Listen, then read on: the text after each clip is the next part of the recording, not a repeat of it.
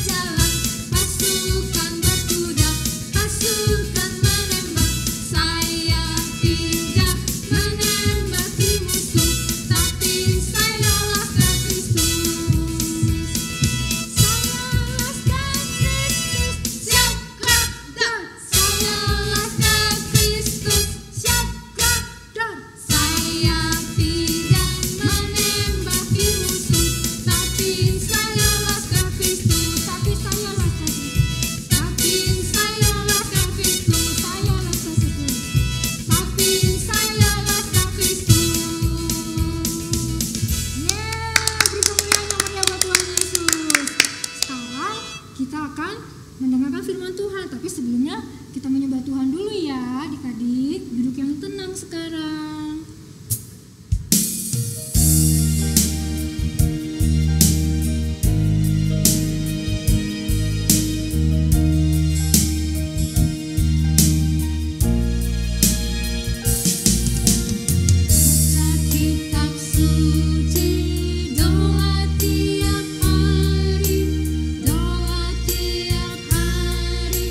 Doa tiap hari, baca kitab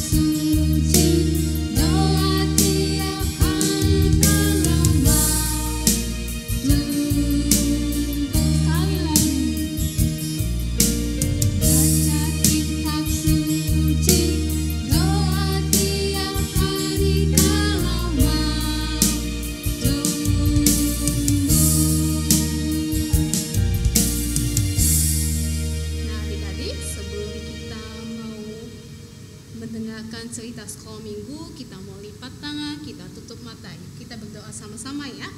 Bapak, terima kasih buat hari ini ya Bapak. Kami sudah siapkan hati kami untuk mendengarkan cerita sekolah minggu hari ini ya Bapak. Terima kasih buat berkat-Mu. Kami siap mendengar. Hanya dalam nama Tuhan Yesus kami berdoa. Amin. Shalom adik-adik semua. Tadi udah nyanyi lagu. Adik-adik udah semangat dong? Yang udah semangat coba jempolnya diangkat. Kita bilangannya luar biasa ya. Kita ngomong 1, 2, 3. Luar biasa. Oke adik-adik, hari ini Cici mau cerita. Ada orang yang suka baca firman Tuhan dan suka berdoa. Dan orang ini pasti beda adik-adik. Kenapa beda? Karena firman Tuhan yang dia baca itu mengajarkan hal-hal yang luar biasa yang bisa membuat orang ini lebih pintar, lebih bijaksana, dan lebih penuh kasih ya adik-adik. Sama seperti anak muda yang satu ini. Anak muda ini dia tinggal di sebuah kerajaan, tapi dia sebagai tawanan. Tapi anak muda ini gak sedih adik-adik. Kenapa? Padahal dia tinggal di sebuah kerajaan yang dia gak kenal orang-orangnya, dan orang-orang sana itu gak suka sama dia. Nah, tapi kenapa dia gak takut? Karena dia punya siapa tadi adik-adik? Dia punya Tuhan ya. Anak muda ini dia orangnya rajin, dia jujur. Jadi raja sangat sayang sama anak muda ini. Anak muda ini dikasih jabatan yang sangat tinggi, dan dia menjadi orang yang menjadi orang kepercayaan raja. Menjadi orang kepercayaan raja itu berarti anak muda ini bisa memerintahkan semua orang untuk mengerjakan apa yang anak muda ini perintahkan. Tapi adik-adik, ada yang gak suka sama anak muda ini. Kenapa? Karena mereka iri. Mereka iri karena mereka gak disayang sama raja. Seperti anak muda ini, mereka juga ingin disayang raja, tapi raja gak sayang sama mereka. Karena kenapa? Anak muda ini tadi kenapa? Anak muda ini rajin, dia jujur, dia baik ya. Jadi raja sangat sayang sama dia. Jadi orang-orang jahat ini berusaha mencari kesalahan pada anak muda ini. Mereka berusaha menjebak anak muda ini biar anak muda ini ditangkap atau diturunkan dari jabatannya. Tapi apakah ada adik-adik kesalahan yang didapat dari anak muda ini? Gak dapat adik-adik, karena anak muda ini gak melakukan kesalahan. Yang mereka lihat adalah semua yang baik ada pada anak muda ini. Anak muda ini mereka melihat setiap hari dia selalu berdoa dan dia selalu baca firman Tuhan. Bahkan dalam satu hari anak muda ini 3 kali melakukan, yaitu berdoa dan baca firman. Nah, karena orang jahat ini melihat tidak ada kesalahan dari anak muda ini, mereka mulai menyusun suatu muslihat. Mereka merencanakan suatu yang jahat untuk menjebak anak muda ini. Mereka datang menghadap raja dan mereka bilang sama raja, "Raja, kami punya usulan." Raja harus mengeluarkan satu perintah baru. Apa perintahnya adik-adik? Ada yang tahu? Nah, perintah barunya itu adalah dalam 30 hari tidak ada yang boleh menyembah kepada dewa, kepada manusia, ataupun kepada yang lain, kecuali hanya kepada raja. Dan jika ada yang melanggar peraturan ini, orang itu akan ditangkap terus dibuang ke dalam gua singa. Adik-adik takut nggak sama singa? Takut ya, Cici juga takut. Cici ngelihatnya cuman di kaca doang aja Cici takut digigit, karena singa itu galak, giginya itu tajam. Nah, tapi apakah raja adik-adik menyetujui peraturan ini? Ya, raja setuju, dan raja langsung bikin surat dan disebarkan ke seluruh kerajaan. Nah, adik-adik sampai di sini, adik-adik ketebak nggak siapa nama anak muda tadi? Ada yang tahu? Ya, namanya adalah Daniel ya adik-adik. Siapa namanya adik-adik? Ya, namanya adalah Daniel. Daniel begitu mendengar raja sudah mengeluarkan perintah baru, apakah Daniel takut adik-adik? Kalau kita takut nggak adik-adik? Kalau Cici sih kayaknya Cici takut ya. Nah, tapi tidak dengan Daniel. Daniel tetap pulang seperti biasa. Dia tetap melakukan apa yang dia lakukan. Apa yaitu dia melakukan, dia selalu berdoa dan selalu baca firman. Dan orang jahat yang tadi melihat Daniel masih melakukan hal itu, mereka dalam hati senang banget. Oke, ini orang kita bisa jebak dia dan kita bisa bikin dia dihukum. Nah, mereka langsung datang menghadap ke raja dan mereka ngomong, Raja harus menangkap orang ini karena orang ini melanggar peraturan yang baru raja keluarkan tadi. Terus raja bilang, oke, siapa namanya? Daniel. Begitu raja mendengar namanya Daniel, raja langsung sedih. Kenapa sedih adik-adik? Karena raja sangat sayang sama Daniel. Karena Daniel adalah orang kepercayaan raja. Jadi raja sedih, tapi raja gak bisa menolong Daniel. Kenapa? Padahal kan dia raja ya. Tapi di kerajaan itu semua peraturan yang baru yang sudah keluar, sudah di stamp, itu gak bisa ditarik atau dihapuskan. Jadi raja gak bisa menolong Daniel. Walaupun raja sangat sayang sama Daniel ya, raja gak bisa melakukan apapun. Jadi raja suruh orang menangkap Daniel. Dan raja ngomong sama Daniel, Daniel, kiranya Allah yang engkau sembah dapat melepaskan dan menolong engkau. Jadi Daniel pun dibawa sama orang-orang tadi dan dibuang kemana adik-adik? Buang ke gua singa. Dan adik-adik tahu singa itu sudah lama nggak dikasih makan. Kalau adik-adik lapar, adik-adik kadang-kadang galak ya. Kucing atau anjing pun galak ya kalau nggak makan ya. Dan singa ini pun galak. Apakah Daniel selamat adik-adik? Kita selamat, nggak ada yang bisa tebak?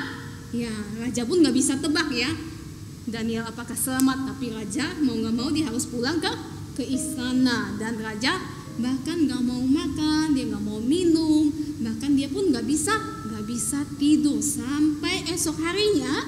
Pagi-pagi raja langsung cepat-cepat, dia langsung jalan, dia ke tempat mana? Dia ke depan gua singa. Dia mau memastikan apakah Daniel selamat.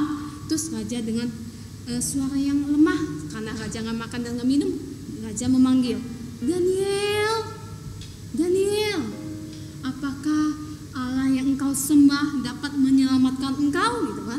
Terus raja menunggu di situ kan, sangat berharap kalau ada suara Daniel menjawab dari dalam. Dan tiba-tiba adik-adik, Daniel menjawab raja, ya Tuanku raja, Allah yang kusembah telah mengutus malaikat-malaikatnya untuk menutup mulut-mulut singa itu sehingga singa itu tidak menyentuh aku. Begitu raja mendengar suaranya Daniel, raja langsung memerintahkan orangnya untuk mengeluarkan Daniel dari dalam gua singa. Dikeluarkan dan raja bilang, tangkap penjahat-penjahat tadi yang menjebak Daniel. Dan penjahat itu mereka tangkap dan mereka dibuang ke dalam gua singa.